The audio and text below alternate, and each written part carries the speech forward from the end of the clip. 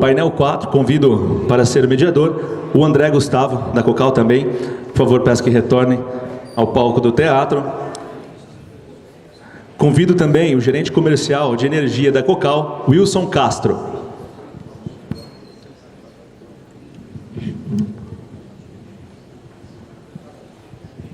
E convido também o gerente de aplicações da Messer Brasil, Carlos Kifuri. Você fica desse lado e a gente fica no paredão do outro lado.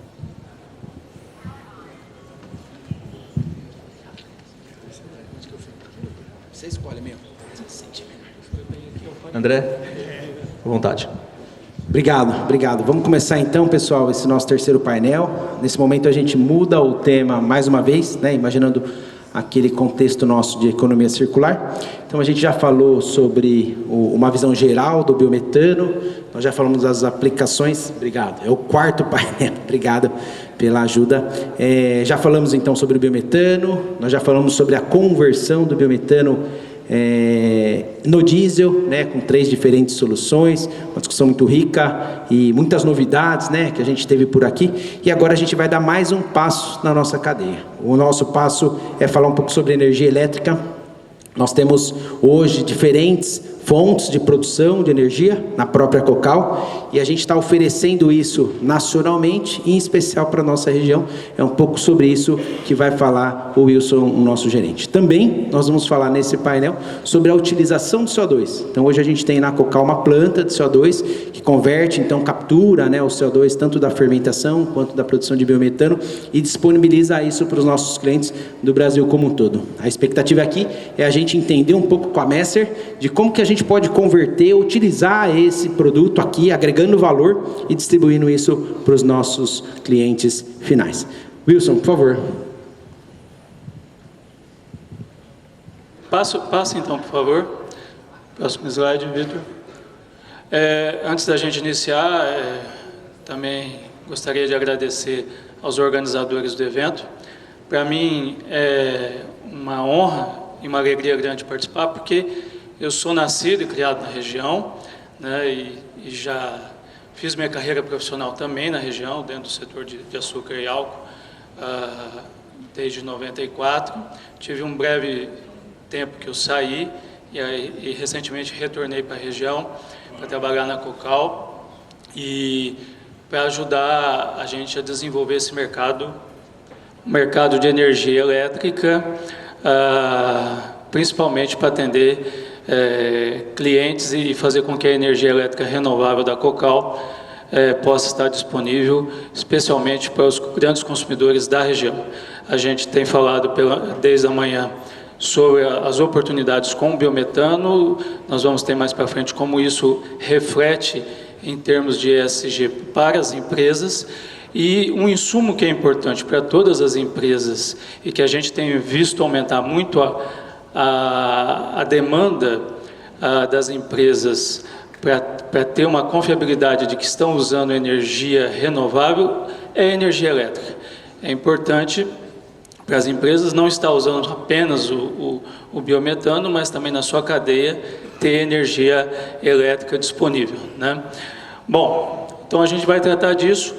O tema surgiu numa das reuniões nossas na UEPP, quando alguém disse assim, mas eu não sabia que dá para a gente comprar energia diretamente da Cocal. Então, o nosso objetivo aqui hoje é apresentar como isso pode ser transacionado, como as empresas da região podem estar se beneficiando da energia da Cocal e das fontes que hoje a gente trabalha. Próximo slide. Muito bem. Hoje, né, no mercado de energia livre atual, né, a gente já falou aqui qual é o potencial de geração de energia da Cocal, quanto que ela já produz de energia renovável a partir do bagaço de cana. E não só ela, todos os geradores podem vender livremente para os consumidores que são elegíveis ao mercado livre de energia, sendo ou consumidor especial ou consumidor livre propriamente dito, né? Hoje, esses consumidores que podem acessar o mercado são aqueles do grupo A, que tem demanda maior que 500 kW. O setor de energia tem muita letrinha, né, que às vezes fica difícil para o pessoal, se o consumidor é A, B, né? Basicamente, o A, para saber, ele é um consumidor de média tensão e ele tem um transformador, normalmente, proprietário para atender ele. Tá? Então, isso facilita. E nessa condição de 500 kW, a gente estima aí que é um pessoal que gasta em torno de R$50 mil por mês com energia elétrica. Tá? A partir de 2024, esse pessoal vai poder também acessar mercado de energia elétrica, mercado livre, mas aí ele obrigatoriamente vai ter que comprar de uma comercializadora chamada varejista, que vai representá-lo no mercado, principalmente perante a CCE, que seria como um grande cartório que a gente tem no mercado, que valida e fiscaliza todas as transações de energia elétrica do mercado livre, certo? Bem, também o consumidor ele pode comprar da comercializadora ou diretamente de um gerador. Nós já temos aqui na cidade de Presidente Prudente duas importantes instituições que recebem energia diretamente da Cocal. A Cocal, por um programa social da Cocal, ela doa energia, já doava no passado para o Hospital de Câncer de Barretos. A partir do ano passado, começamos a doar para a Santa Casa de Presidente Prudente e hoje nós temos também uma transação para o Hospital de Esperança, aqui de Presidente Prudente, porque ele se tornou elegível como um consumidor livre, um consumidor especial, na verdade. Né? Quem está nesse mercado de energia tem algumas vantagens, né? Como ele está comprando diretamente o volume de energia que ele consome, né? Se a gente fosse fazer uma analogia com o mercado de gás, né? O Luciano falou aqui antes que se você está no mercado de gás, se conecta ao gasoduto da Necta, né? Você pode comprar o produto gás diretamente da Cocal e vai pagar taxas para a distribuidora de gás. O mercado livre de energia é muito similar. Você compra o volume de energia que você consumiu, que você acumulou durante um mês, o quilowatt-hora, você pode comprar livremente de quem você quiser, numa negociação direta, somente fica a distribuidora local recebendo as taxas de serviço para poder disponibilizar a infraestrutura para que a energia física chegue até o consumidor. Tá bem? É um mercado que traz vantagens em termos de negociação, porque essa parcela de volume de energia é um preço livremente negociado, não é um preço que está atrelado a uma regulação da ANEEL, a um reajuste fixo, até os próprios reajustes podem ser diretamente negociados. Né? Há uma livre negociação do volume, a economia vai depender muito do perfil do consumidor, do que ele quer em termos de serviços também, mas em alguns trabalhos que a gente já fez com alguns consumidores, nós vimos que no mínimo 10%, né, que se pode conseguir, ou até mais, na conta total. Consegue-se isenção de bandeiras e alguns encargos setoriais, então esse consumidor já não fica mais tão sujeito às variações e oscilações das bandeiras vermelhas ou até roxas, né, que nós já passamos aí no passado recente. O contrato tem reajuste previamente estipulado, você dá para negociar e lastrar o seu preço de energia por um reajuste de inflação, né? E também a possibilidade de aquisição de energia com rastreabilidade de sustentabilidade. No caso, a Cocal, ela é certificada com selo verde de energia. É um selo concedido pela CCE, pela Câmara de Comercialização de Energia Elétrica do Brasil e pela Única, para aqueles agentes geradores de bioeletricidade a partir do bagaço da cana. E não basta gerar energia a partir do bagaço da cana, há índices de eficiência que precisam ser cumpridos.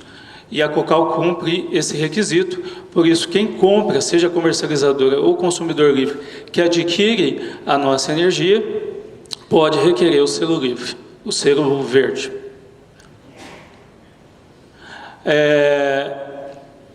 Uma outra oportunidade, outra chance de estar acessando energia de fonte renovável, especialmente da Cocal, é através do modelo de mini geração distribuída, que é um modelo que cresceu muito no Brasil.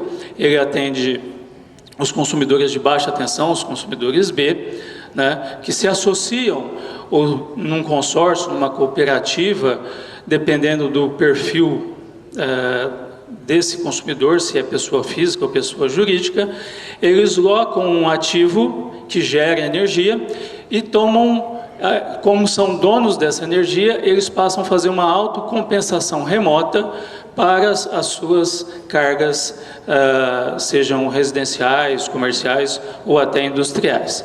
A energia não é, nesse caso, ela não é gerada no próprio telhado, como a gente está acostumado a ver na GD, ela é gerada remotamente, mas como esses consumidores, eles tomam posse do ativo que produz essa energia, eles são elegíveis para tomar essa compensação de créditos em seu favor. Então, é uma forma de estar trazendo energia renovável para dentro do seu negócio, né? É uma transação de transferência de energia que é feita pela distribuidora, que não envolve a CCE, né? Isso restringe um pouco o mercado, então essa energia pode ser compensada somente na área da própria distribuidora. É um modelo ideal para consumidores que não têm um espaço físico próprio para poder colocar suas próprias placas ou fazer a sua própria autogeração. Normalmente existe uma economia mínima aí da ordem de 10%, né? E isso vai variar o preço conforme o valor da taxa da distribuidora. Então, normalmente, quando é ofertado esse produto, há uma economia garantida em relação ao que o consumidor pagaria junto à distribuidora. E você só encontra também fontes renováveis podendo ter esse tipo de geração, tá certo? Próximo slide.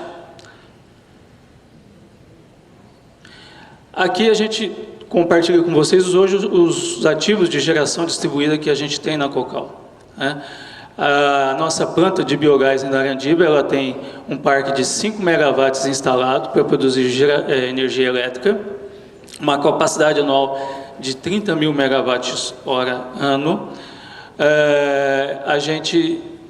Essa energia ela é comercializada por um parceiro da gente, que é a Raizen, que administra o consórcio de consumidores que locaram essa planta nossa e assim podem tomar crédito dessa energia na área da Elektro, toda a área de concessão da Elektro. Próximo slide. E aqui a gente gostaria de apresentar, a Cocal está entrando no mercado também de geração fotovoltaica. Nós estamos em construção com a nossa primeira planta de fotovoltaica, localizada próxima a Pirapozinho, muito próximo a Pirapozinho está aqui, né?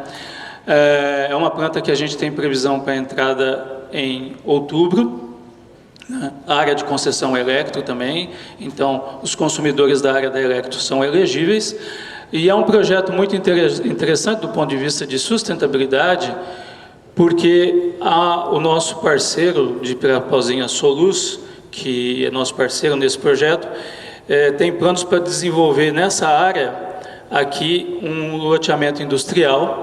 A rodovia Assis Chateaubriand está passando aqui, e aqui a gente tem biometano passando na rodovia Assis Chateaubriand, ali próximo a Pirapozinho. Então, é um local que pode até chamar depois o condomínio aqui de ecopark, né?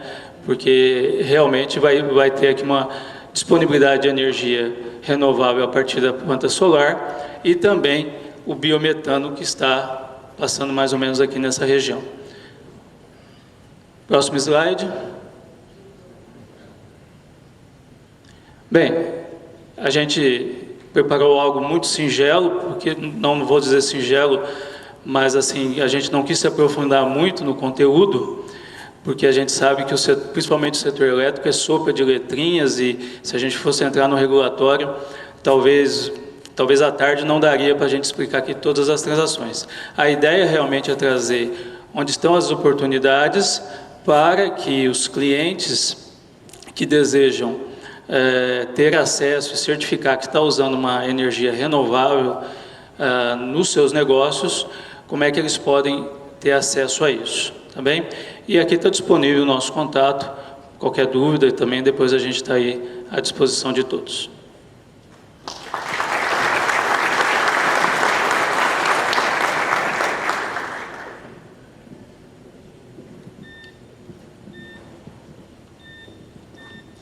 Bom,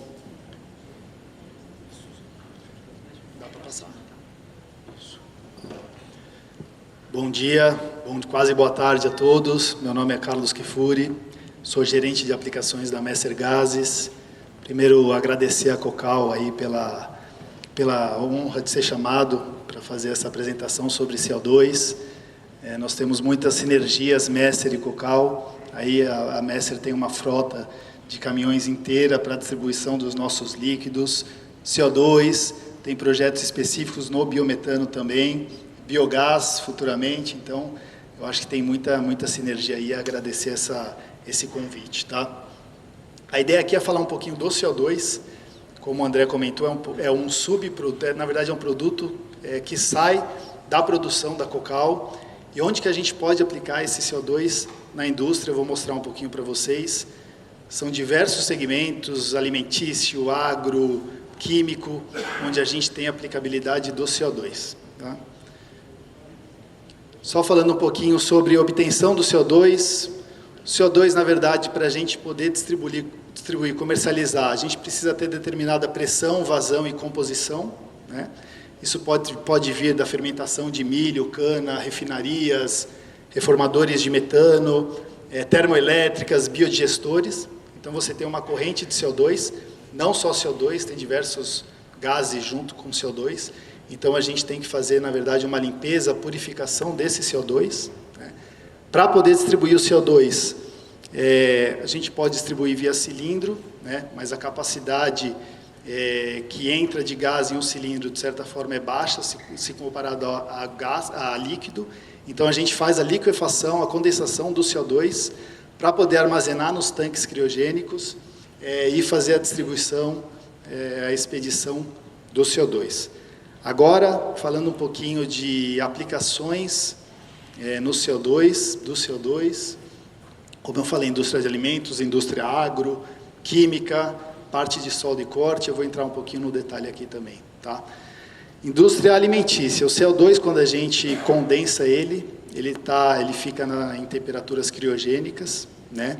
Então, fica menos 30, quando ele vai transformar em gelo seco, no processo específico do CO2, ele pode chegar a menos 78 graus Celsius, e a gente usa o CO2 como agente refrigerante, então ele pode ser substituto de amônia, substituto de gases freon, R404, enfim, de outros gases refrigerantes, onde a gente pode utilizar o CO2 também. Tá?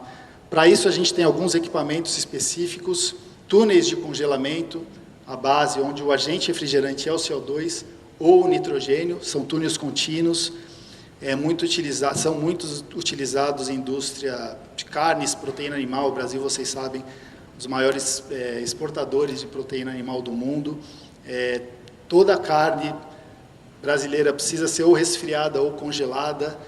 98% do mercado hoje utiliza amônia, e a ideia é fazer com que o mercado, na verdade, utilize o CO2 como agente refrigerante. Então, tem equipamentos contínuos, equipamentos por batelada, tem que estar associado a um tanque com CO2 e uma rede de distribuição. Essa rede tem que ser isolada a vácuo, porque o CO2 que passa é líquido, né, a menos 30 graus Celsius.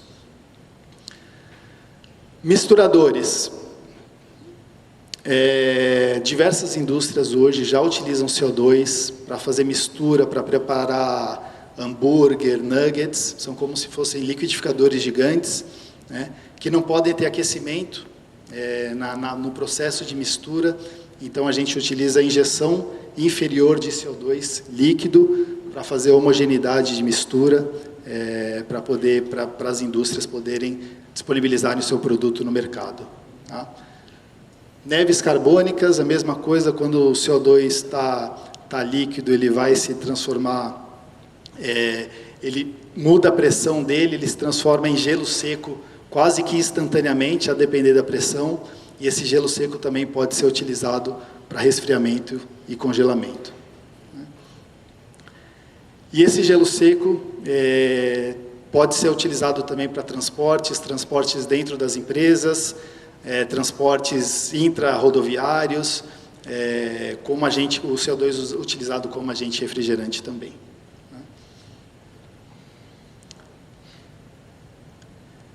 Um mercado consumidor muito grande de CO2 é a carbonatação de bebidas. Acho que você até falou, o Luiz falou no começo sobre usar o CO2 para chopp. Então, o CO2 é muito utilizado para cerveja, para tubaína, para refrigerante, para água gasificada. São os carbonatadores das próprias empresas, tem que ter determinada pressão, determinada temperatura para se utilizar o CO2, mas é um mercado muito relevante deste produto também. A atmosfera modificada, qualquer embalagem que vocês veem hoje em supermercado, ou não tem atmosfera nenhuma dentro, ou tem uma mistura de CO2 e nitrogênio, isso aumenta o shelf life, aumenta o tempo de gôndola, é muito importante para as indústrias utilizar essa atmosfera modificada. E outra forma são embalagens a vácuo, né? Então, essa é uma boa aplicação do CO2 também associado ao nitrogênio. Tá? Atordoamento e sensibilização. Então, tem um mercado muito grande de sensibilização de suínos e aves no Brasil hoje, né? E é utilizado o CO2 na atmosfera, onde os animais entram, e tem uma insensibilização, pensando muito no bem-estar animal. Isso é um diferencial muito grande. O método competidor aqui, nesse caso, seria o choque elétrico, o que causa, além do bem-estar animal, causa diversos problemas, ruptura de ossos, enfim, tem uma série de problemas no animal, então o CO2 é utilizado nesse mercado também. Greenhouse e estufas, vocês sabem, fotossíntese, a gente adicionando um pouquinho de CO2 nas estufas, faz com que as plantas cresçam mais rápido. O CO2 tem uma ação fungicida também, então ele previne proliferação de alguns animais, insetos indesejados. Então o CO2 é muito utilizado em estufas. No Brasil ainda muito pouco, para falar a verdade, mas fora é mais utilizado. Aqui só mais ou menos um esquema de como que o CO2 é injetado. Então tem o tanque de CO2, tem um sistema de vaporização, então o CO2 entra na fase gasosa dentro da estufa. Tem que ter sensores, não tem problema as pessoas, porque os níveis de CO2 são muito baixos, então não afeta a nossa respiração, né? Vocês sabem que hoje que a gente respira, 79% é nitrogênio, 21% é oxigênio. Normalmente, quando a gente injeta outro gás, seja o CO2, seja qualquer outro gás, o oxigênio é expulso desse ambiente, então isso pode ser um potencial risco às pessoas, mas de forma controlada não possui risco nenhum, né? Fumigação, pesticidas, o CO2 ele tem ele é bactericida e ele tem essa função de eliminar o oxigênio e de, em contato com a água, por exemplo, até forma um ligeiro ácido. Isso é bom para matar insetos, bichos indesejados no mercado agro aí, tá? Em silos também evita a proliferação de animais indesejados. Área química, tratamento de efluentes. O CO2, por ter essa função de regular o pH do efluente ou da água, ele é muito utilizado também no tratamento de efluente para fazer essa regulagem do pH da água, né? Isso gera inúmeras vantagens à indústria no geral. Tem muita indústria que não consegue crescer por conta do seu efluente, porque o efluente está sobrecarregado. Então o CO2 ele ajuda a dar uma aliviada no efluente das indústrias, né? Tratamento de água também, o que a gente conhece como água dura, água com pH muito elevado, o CO2 é injetado para diminuir esse pH da água, então é um mercado em potencial também. E finalizando aqui, processos de soldagem, qualquer solda, MIG, MAG, arco tubular, arame tubular, tem uma mistura de CO2, o CO2, na verdade, ele ajuda a penetração da solda, ele é um gás ativo, todo processo de soldagem tem gases ativos lá, ele evita a corrosão, ele ajuda a penetração da solda, então você solda muito mais rápido, com muito mais eficiência, por conta do CO2. Normalmente são misturas, vai depender da porcentagem, mas CO2 com argônio, tá? E só finalizando aqui, não está nem no slide aqui, mas outra aplicação, infelizmente pessoal, há 1 ano atrás eu fiz uma cirurgia do esôfago, eu tinha muito problema de refluxo e, na verdade, na laparoscopia, né, na cirurgia por vídeo, eles injetam gás em você, você fica parecendo um balão assim, é horrível, não sei quem já teve a oportunidade de fazer ou não, mas esse gás injetado é o CO2, então eles injetam CO2 em você, isso expande os seus órgãos e fica mais fácil o manuseio para os médicos fazerem a cirurgia. Tá? Acho que era um pouquinho disso que eu queria falar, agradeço de novo a Cocal, obrigado, gente.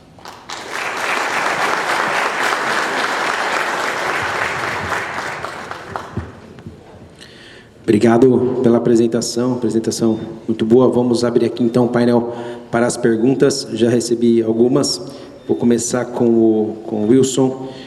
Wilson, a pergunta imagina uma situação que um empreendedor está consumindo hoje uma energia, ele quer migrar para a energia da Cocal, né? E aí vai existir um processo de negociação. Como que essa migração, o processo de migração, né? Na medida que foi feito a negociação, como é que ele migra de uma energia para outra? Como é que ele controla isso? Enfim, conta um pouco do processo pós-venda, enfim, a migração, por favor.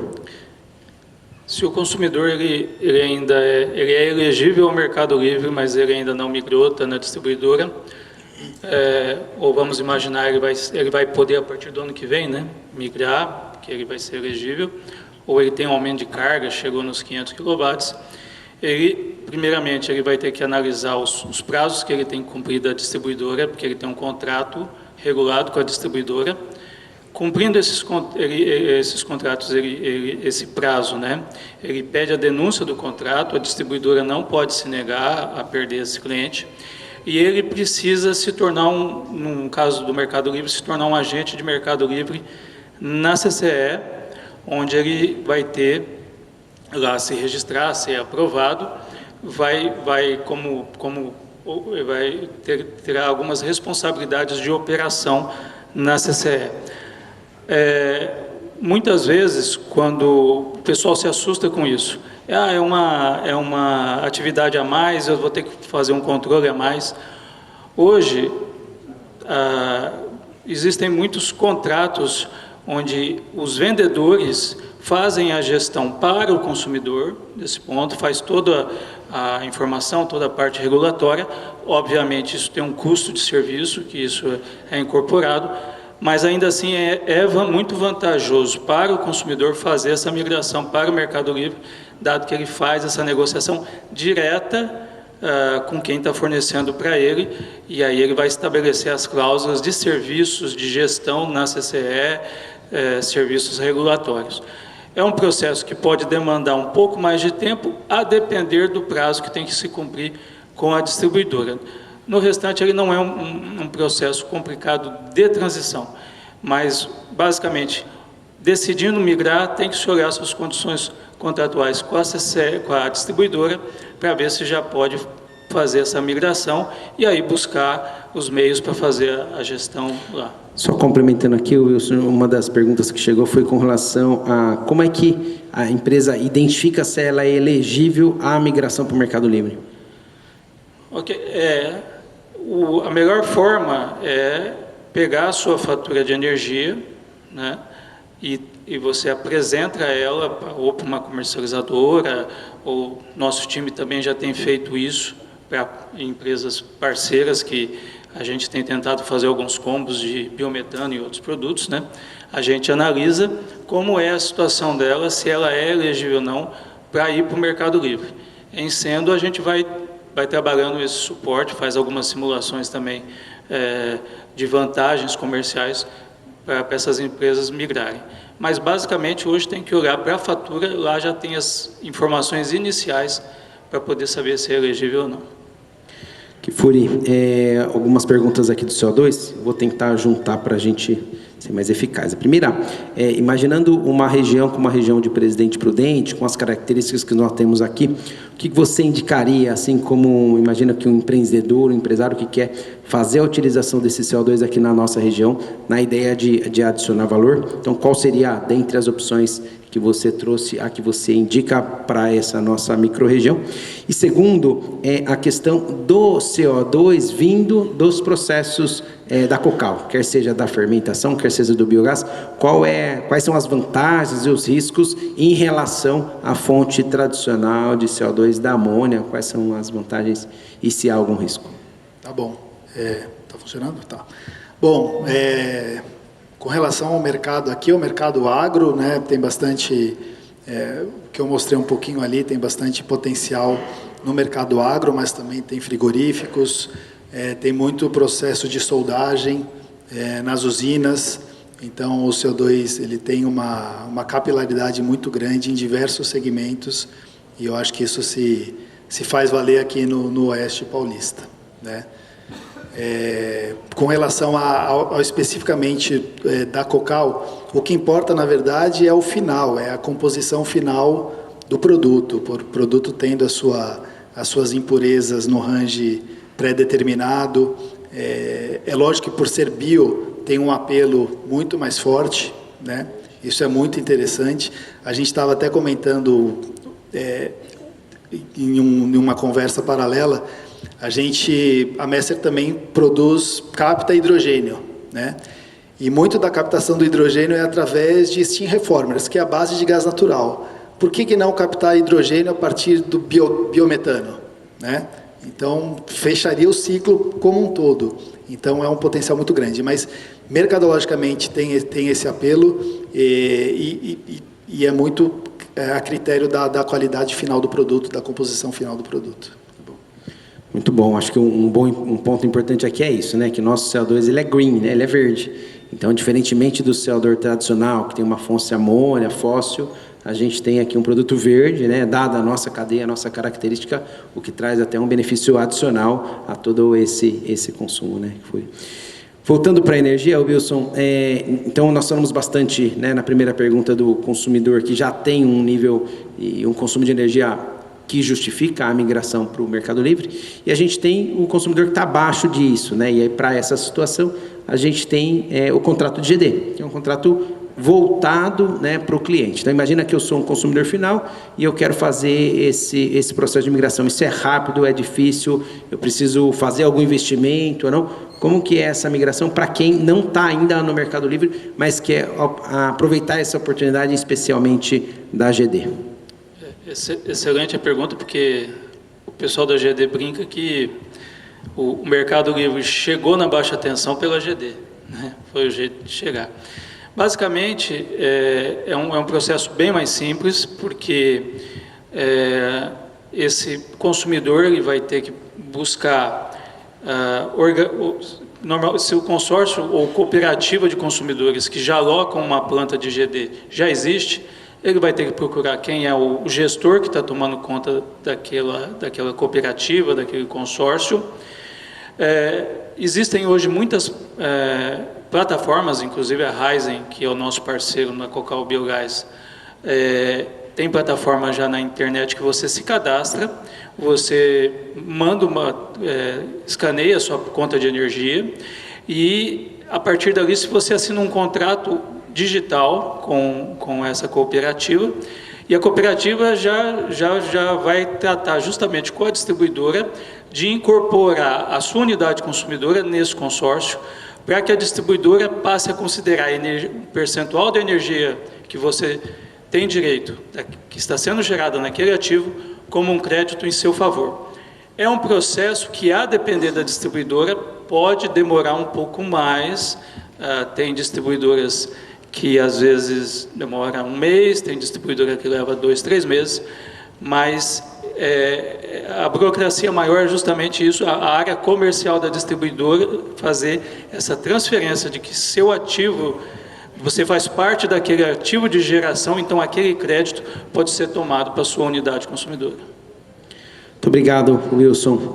Nós temos mais algumas perguntas aqui, mas em respeito ao tempo, a gente vai finalizar então esse painel. Eu agradeço, peço para a organização que as perguntas que a gente não conseguiu responder, por favor, entre em contato com os questionadores para a gente conseguir encaminhar isso na sequência. Com isso, nós finalizamos nesse momento aqui o quarto painel. Queria agradecer muito, Wilson, pela apresentação que foi muito bom compartilhar conosco esse conhecimento.